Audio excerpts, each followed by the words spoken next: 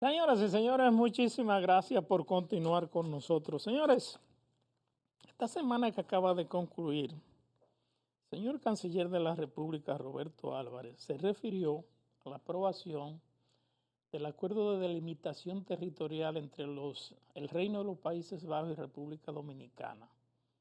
Él saludó eso como un triunfo de la República Dominicana y en su rueda de prensa dijo que quienes hablaban de que eso estaba mal no sabían lo que hablaban.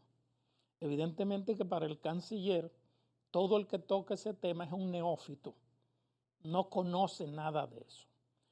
Pero bien, esa es su consideración. Miren, yo tengo aquí la Convención de las Naciones Unidas sobre los Derechos del Mar de Montego Bay, Jamaica, de 1982.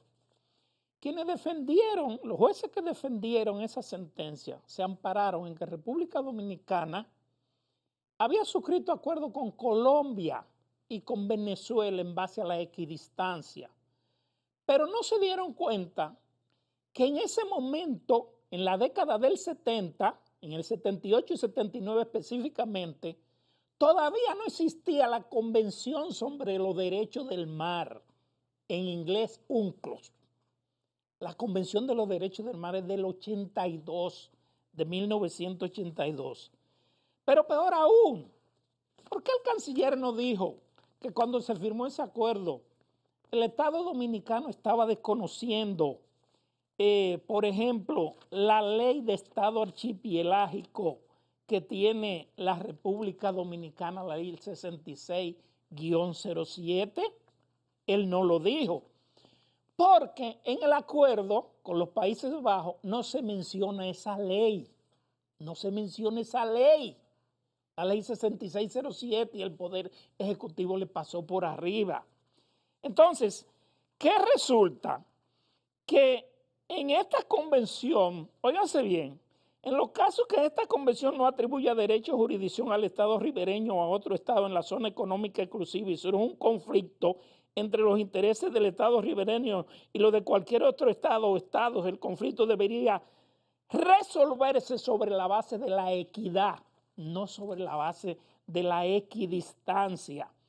Luego, esa misma Convención de Derechos del Mar vuelve y menciona: los estados en situación geográfica desventajosa tendrán derecho a participar sobre una base equitativa, no de equidistancia.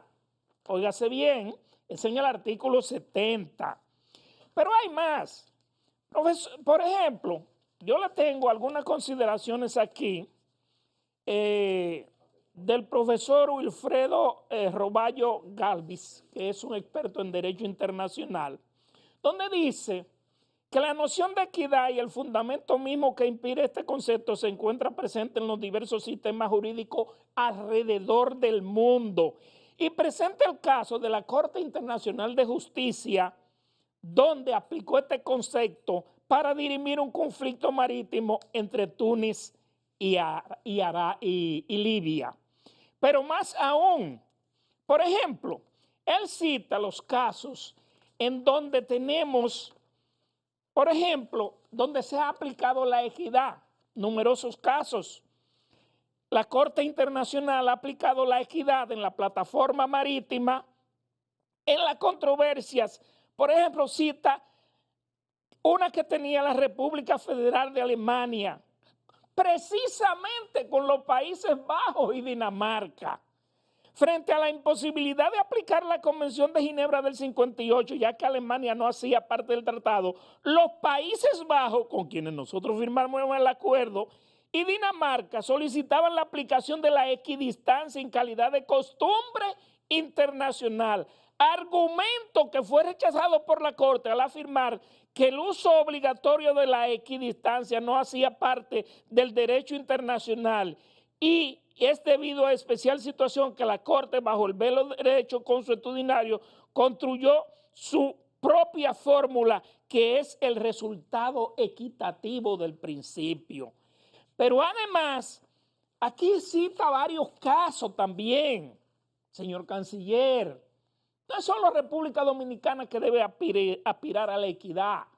La equidad le fue aplicada por la Corte Internacional de Justicia en las delimitaciones marítimas entre Túnez y Libia, en el Golfo de Maine, entre Libia y Malta, entre El Salvador y Honduras, en la región de Groenlandia y Jan Mayen, en Dinamarca y Noruega, en Camerún y Nigeria, y en el diferendo territorial del Mar Negro. Todo en eso se aplicó la equidad, no la equidistancia como usted, señor canciller, y ustedes firmaron el acuerdo. Todo eso está contenido aquí. Pero además, hay otra pregunta. Usted dice, por ejemplo, que Países Bajos nos está cediendo a República Dominicana 11 millas náuticas, equivalente a 37 kilómetros. ¿Y desde cuándo los Países Bajos o Reino Unido o Reino de los Países Bajos, conocido como Holanda, le cede nada a nadie? Recordemos históricamente, por ejemplo, el caso de que Holanda, los Países Bajos, ocuparon parte de América desde 1524 y fue en 64, cuando lo que hoy se llama Nueva York se llamaba Nueva Ámsterdam, y ellos se la vendieron a los ingleses y le pusieron y los ingleses le pusieron Nueva York en honor al duque de York. O sea, ellos han sido unos colonialistas siempre y por lo tanto ellos no tienen ninguna razón ni ningún argumento para pedirle o para cederle gratuitamente a República Dominicana 37 kilómetros de plataforma marítima. Eso no es compatible con nada. Además de que estamos violando sencillamente, señor canciller, los tratados internacionales de la Convención sobre los Derechos del Mar. Pero además, ¿cómo se negocia una delimitación marítima con el Reino de los Países Bajos sin nosotros haber establecido los límites territoriales marítimos de nuestra República Dominicana? O sea, hay muchas aristas por donde cortar este acuerdo. De manera pues que no piense que porque usted tenga los técnicos de la Cancillería o del gobierno de quien sea, tiene toda la razón. La Convención sobre los Derechos del Mar lo que establece es la equidad, no la equidistancia como ustedes lo han sostenido y lo han mantenido. Gracias a Dios esto va para el Congreso Nacional y ojalá que el Congreso Nacional se lea la Convención sobre los Derechos del Mar. A ver si nos sacan de este problema en que ustedes nos han metido.